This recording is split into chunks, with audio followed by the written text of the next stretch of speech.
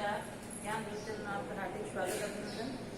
हम पढ़ रहे हैं बसंत बाग दो जो कक्षा 7 के लिए, और आज हमारा अध्याय है नंबर 14 और उसका शीर्षक है खान पान की बदलती तस्वीर। और इनके जो लेखक हैं वो है प्रयाग शुक्ल। सबसे पहले हम लेखक परिचय देखते हैं और उसके बाद में इनकी जो कहानी है वो देखेंगे।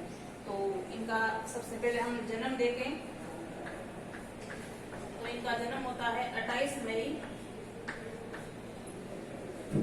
1940 ईस्वी और स्थान का नाम होता कहाँ है?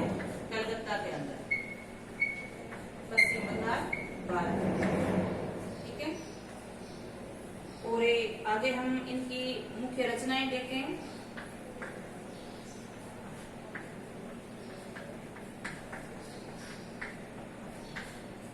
मुख्य रचनाओं में कविता संभव,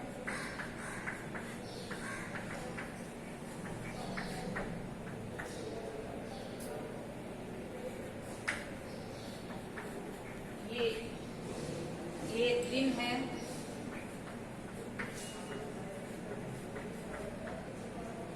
रात का पेड़,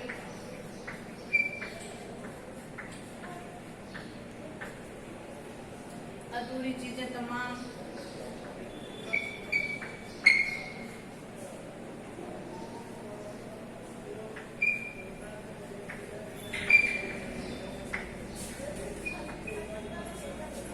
तमाम, ये जो हरा है,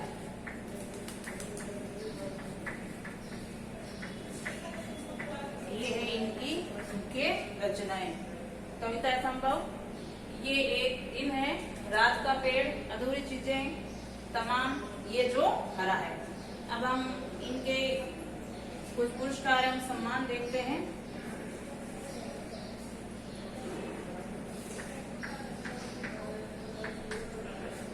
पुरस्कारों में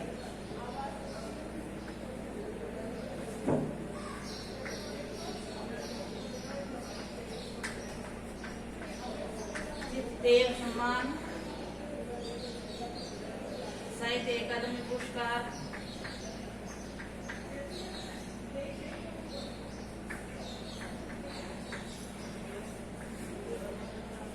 शरद जोशी सम्मान,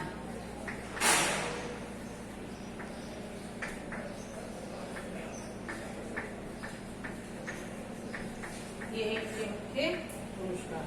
तो ये था हमारे प्रयाग जी का जीवन परिचय। अब हम इनका जो बात है वो देखते हैं। खान पान की बदलती तस्वीर।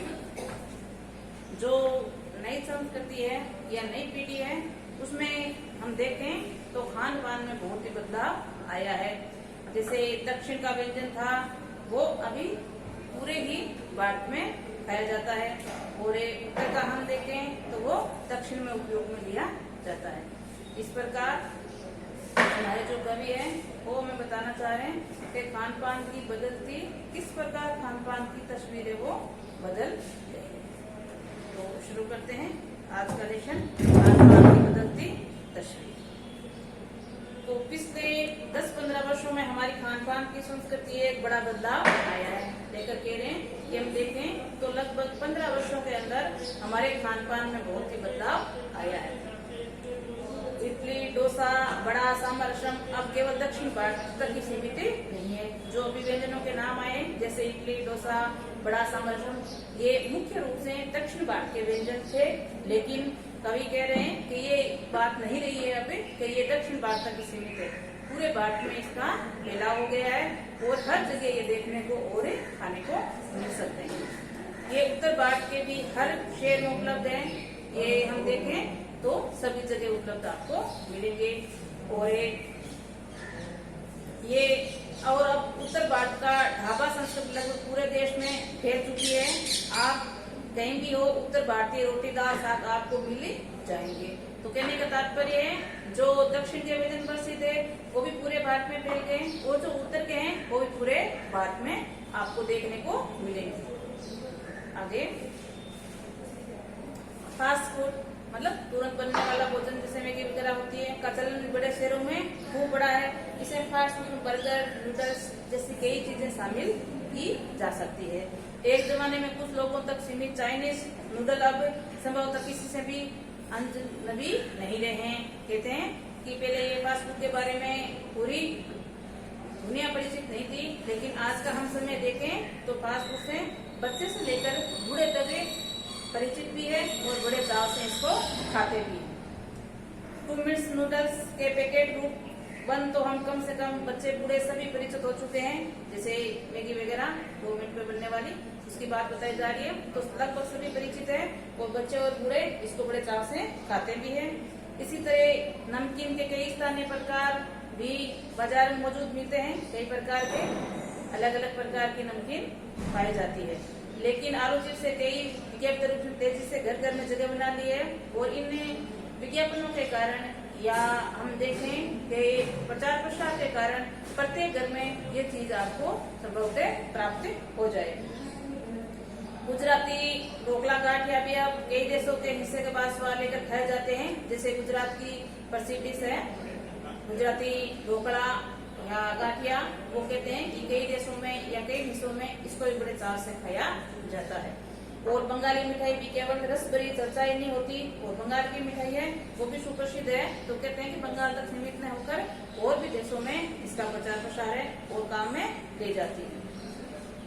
वे कई शहरों के पहले की तुलना में अधिक उपलब्ध है, यानी स्थानीय व्यंजनों के साथ साथ अब अन्य प्रदेशों के व्यंजन पकवान भी प्राय हर क्षेत्र में मिलते हैं। जैसे मुख्य रूप से आपके स्थानीय व्यंजन को न लें तो और भी कई जगह प्रत्येक व्यंजन सब जगह उपलब्ध है। जैसे हम राजस्थान के लिए तो दाल बाटी चूरमा प्रसिद्ध पाया जाता है, तो ये और भी जगह आजकल उपयोग में लिया जाता है। तो स्थानीय व्यंजन तो है, साथ में बाहर के व्यंजन भी उपयोग में लेते हैं। इससे कई फायदे भी हैं और कई नुकसान भी। स्थानीय व्यंजन से फायदे हम देखें तो हमें अलग अलग प्रकार के व्यंजन देखने, खाने, टेस्ट करने का मौका मिलता है और दूसरे जो राज्य वगैरह है उनका डिश पहचानने की मौका मिलता है। लेकिन हम देखें तो ये हमारे स्वास्थ्य के लिए ज्यादा हानिकारक भी होते हैं। तो ये दोनों प्रकार के फायदे भी है और नुकसान भी। आगे देखें हम, यानी स्थानीय व्यंजनों के साथ साथ अब अन्य प्रदेशों पकवान भी हर प्राय क्षेत्र में देखने को मिलते हैं। मध्य वर्गीय जीवन में भोजन विविधता अपनी जगह बना चुका है। कुछ चीजें और भी हुई है, मसलन अंग्रेजी राज तक जो ब्रेड केवल शाही ठिकानों तक सीमित थी, अब कस्बे तक पहुंच चुकी है। ये ब्रेड का उदाहरण देकर बताया है कि केवल मात्र पहले ब्रेड शाही मतलब राजघरानों में इसका उपयोग किया जाता था, लेकिन आज ये गाँव और कस्बों तक पहुंच गई है और प्रत्येक घर में इसका उपयोग लिया जाता है। तो और नाश्ते के रूप में लाखों करोड़ों भारतीय घरों में सेकी और तली जाती है। ब्रेड की बात बताइए। और खान पान की इस बदलती हुई संस्कृति से सबसे अधिक प्रभावशाली नई पीढ़ी हुई है। तो सही बात है, जो खान पान की ये बदलती तस्वीर हम देखें तो सबसे ज्यादा जो नई पीढ़ी है या पीढ़ी है वो ज्यादा प्रभावित हुई है। आजकल के बच्चों को ले लीजिए आप, अगर आप उसको फास्ट फूड, बर्गर, पिज्जा खाने को लेकर बड़े चाव से खाएंगे, अगर उसी जगह हम हमारा स्थानीय व्यंजन उसको दें तो वो चाव से नहीं खाते। तो इससे पता चलता है कि हमारी जो न्यू पीढ़ी है वो इससे ज्यादा प्रभावित हो रही है। जो पहले स्थानीय व्यंजन के बारे में कुछ बहुत कम जानते थे, वह नए व्यंजन के बारे में बहुत कुछ जानते हैं। अब नई पीढ़ी की बात बताई जा रही है कि नई पीढ़ी स्थानीय व्यंजन के बारे में नहीं जानती जितना फास्ट फूड के बारे में उसको पता है। मतलब सबकी अलग अलग पारंपरिक डिश होती है, तो उस डिश को नहीं जानती, वो केवल मात्र जो फास्ट फूड वगैरह है जो इनको प्रिय लगते हैं उनके बारे में ज्यादा जानकारी रखते हैं। आगे, अन्य स्थानीय व्यंजन दुनिया में सबसे छोटी हुई जानकारी बताते हैं कि मथुरा के पेड़े और आगरा के पेठे नमकीन अब बात कही नहीं है। जैसे ये प्रसिद्ध की बात बताई जा रही है, मथुरा के पेड़े प्रसिद्ध है और आगरा के पेठे और नमकीन कहते हैं कि यहाँ तक ही सीमित नहीं रही है। ये चीजें हैं वो सभी जगह उपलब्ध मिलती है। हाँ, ये बात जरूर है कि उसकी गुणवत्ता में फर्क पड़ता है। जैसे तो आप जो स्थानीय वहाँ की डिश है वहां से लें और या किसी और जगह से उनको लें तो ये उसकी गुणवत्ता में जरूर आपको फर्क मिलेगा, लेकिन वो वस्तु वहाँ आपको उपलब्ध हो जाए।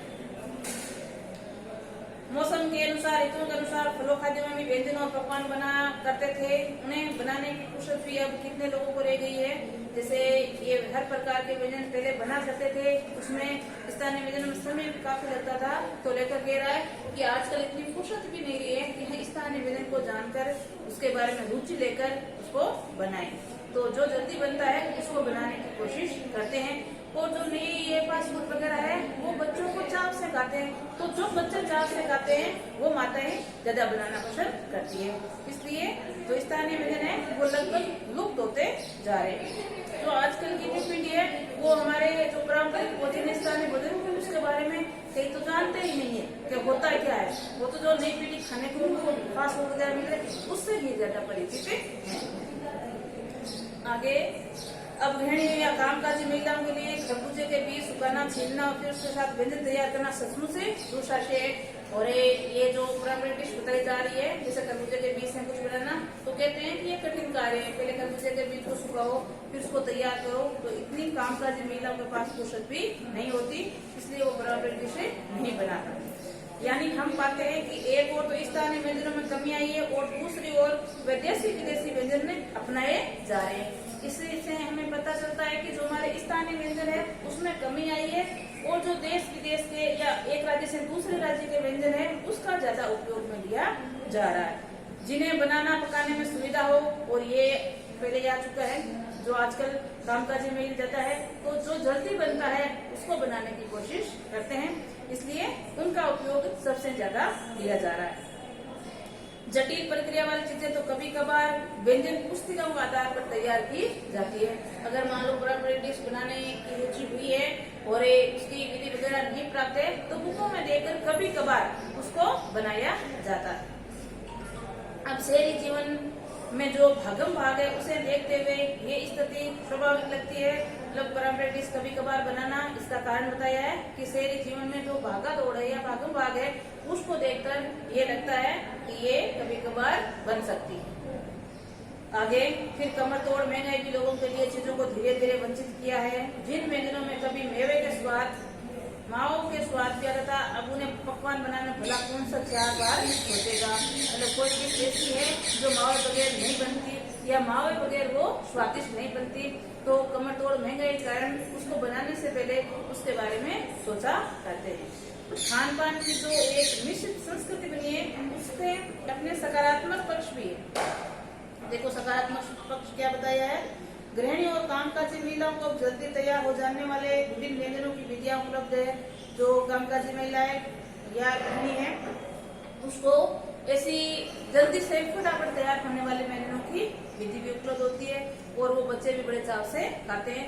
तो वो गृहिणियां हैं वो व्यंजन बनाना ज्यादा पसंद करती है, तो जल्दी बनते हैं और उनके बच्चे भी पसंद करते हैं। आगे, नई पीढ़ी को देश विदेश के व्यंजनों को जानने का सुयोग्य मौका भी मिलता है। ये दूसरी बात है। क्या बात है दूसरी, कि जो देश विदेश के व्यंजन है उसको जानने और उसका स्वाद चखने का मौका भी मिलता है। और एक भले किन्हीं कारणों से के खास रूपों में, क्योंकि वे सच्चाई है जिसमें विविध व्यंजन रूप में उपलब्ध होते हैं। ये एक सच्चाई है कि हम अलग अलग प्रकार के देश विदेश के व्यंजन पहचान सकते हैं, जान सकते हैं, लेकिन अगर वो भी ज्यादा जैसे फास्ट फूड वगैरह है वो ज्यादा उपयोग मिले तो हमारे स्वास्थ्य पर नुकसानदायक भी हो सकते हैं। आजादी के बाद उद्योग धंधों, नौकरियों, तबादलों में जो एक नया विस्तार हुआ है उसके कारण खान पान की चीजें किसी एक प्रदेश से दूसरे प्रदेश में पहुंच गई है। ये भी बिल्कुल सही बात बताइए।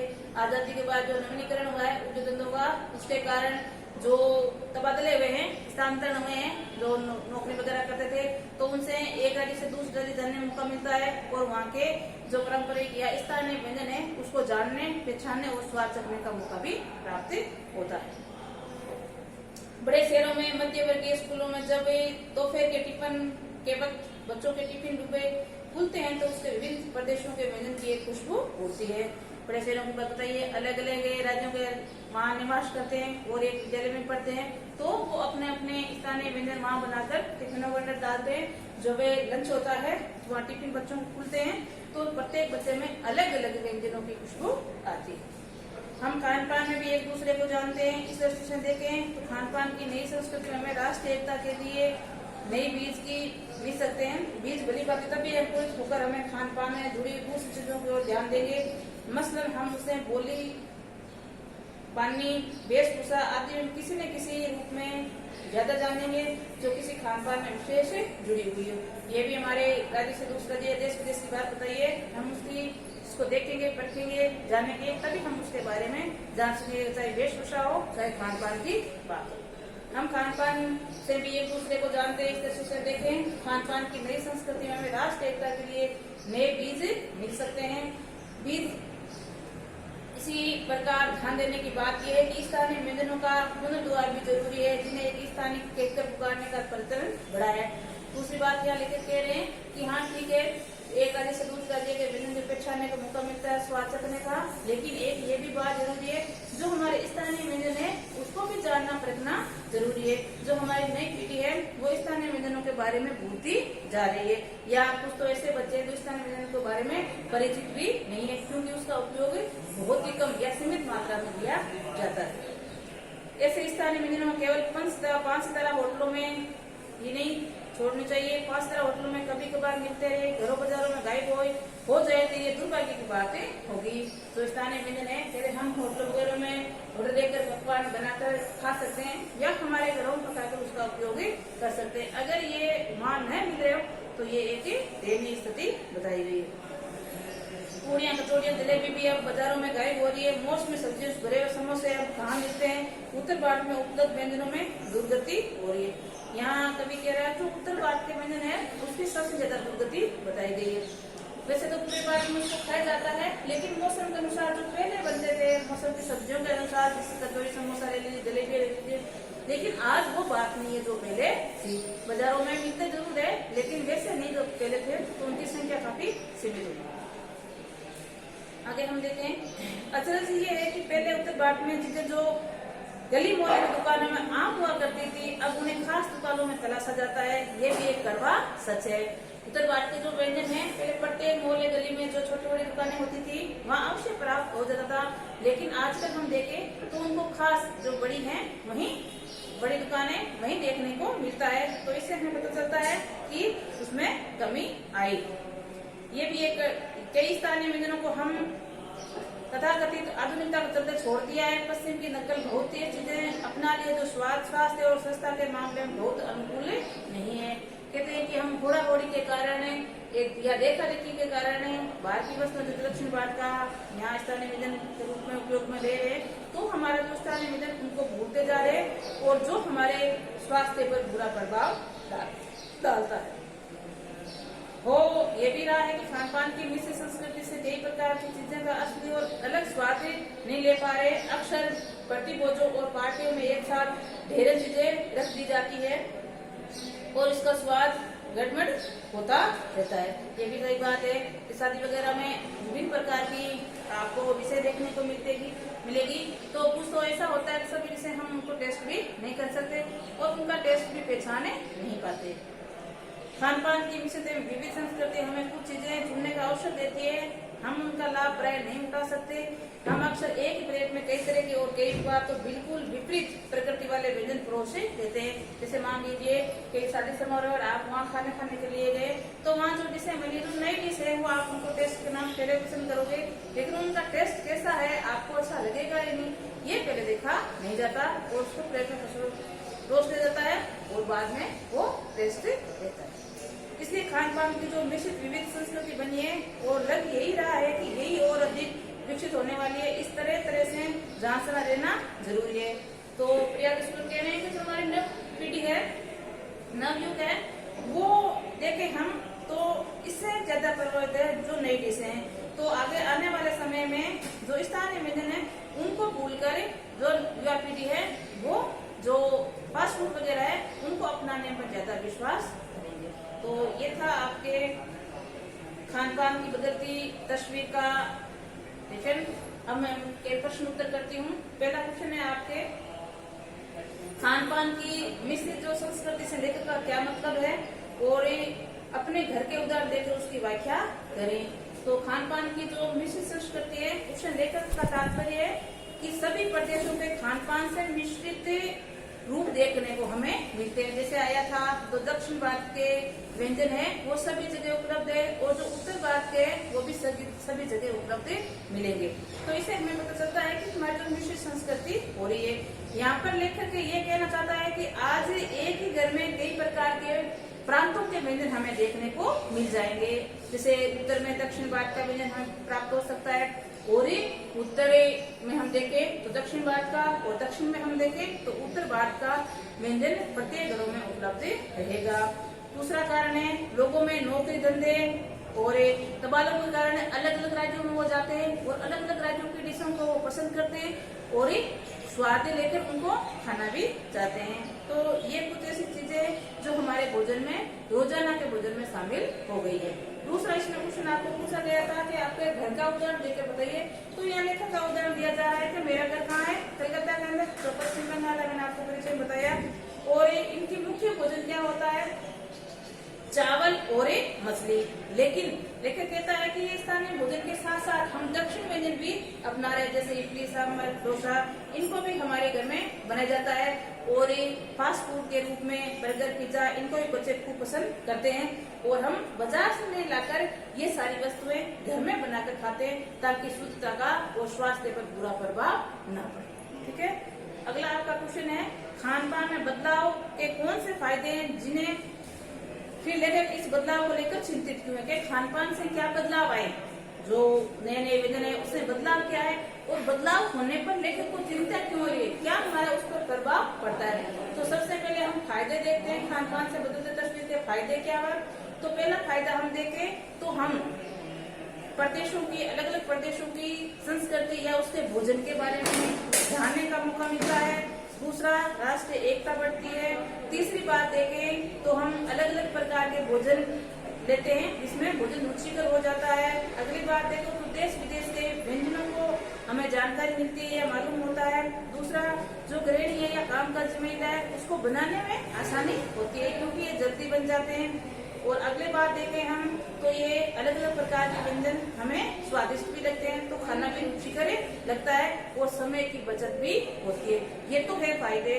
अगर हम इससे नुकसान देखें तो नुकसान क्या हो सकते हैं, तो पहला नुकसान है जो स्थानीय व्यंजन है उससे पीढ़ी अपरिचित है या उससे अपरिचित हो ही नहीं पाती है, तो स्थानीय व्यंजनों की कमी होती जा रही है। दूसरा, इसमें देखें तो खान पान में शुद्धता की कमी मिलती है। और तीसरी बात है हमारे स्वास्थ्य पर बुरा प्रभाव पड़ता है। तो ये आपके क्या है इसमें नुकसान। ठीक है, अगला आपका क्वेश्चन है खान पान के मामले में स्थानीय का क्या अर्थ है।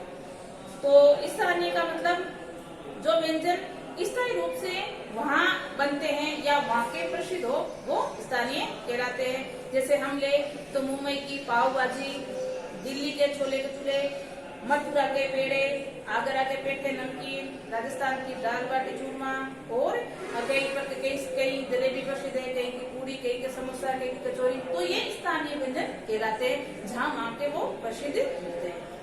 तो ये थे आपके खान पान की तस्वीर का लेशन और साथ में प्रश्नोत्तर।